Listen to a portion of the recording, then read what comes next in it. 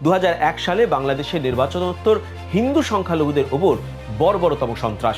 Amnesty ইন্টারন্যাশনালের রিপোর্টে স্পষ্টভাবে বলা আছে, নির্বাচনের কয়েক ঘন্টার মধ্যেই সংগঠিত ও নির্দিষ্ট লক্ষ্যভিত্তিক হামলা শুরু হয় এবং লক্ষ্য ছিল হিন্দু পরিবারগুলো। রিপোর্টে বলা হয়েছে, নারীদের উপর পরিচালিত হয় সবচেয়ে ভয়ঙ্কর হিংস্র বর্বর অত্যাচার। অনেক ক্ষেত্রে পরিবারের সামনেই নির্যাতন করা হয়। জমি, দোকান, বাড়ি লুট হয় পরিকল্পিতভাবে। অনেক পরিবার আজও সেই জমিতে ফিরতে পারেনি। অ্যামনেস্টির রিপোর্টে উল্লেখ, এটা ছিল পলিটিক্যালি মোটিভেটেড রিলিজিয়াস প্রসিকিউশন। বাংলাদেশের তৎকালীন স্বরাষ্ট্রমন্ত্রক প্রথমেই অভিযোগগুলো রাজনৈতিক অতিরঞ্জন বলে উড়িয়ে দেয়। রাষ্ট্রপুঞ্জের রিপোর্টেও বলা হয়, হামলাগুলো জাতিগত ধর্মীয় শত্রুতায় পরিচালিত হয়েছিল। এই ইতিহাস কেন গুরুত্বপূর্ণ?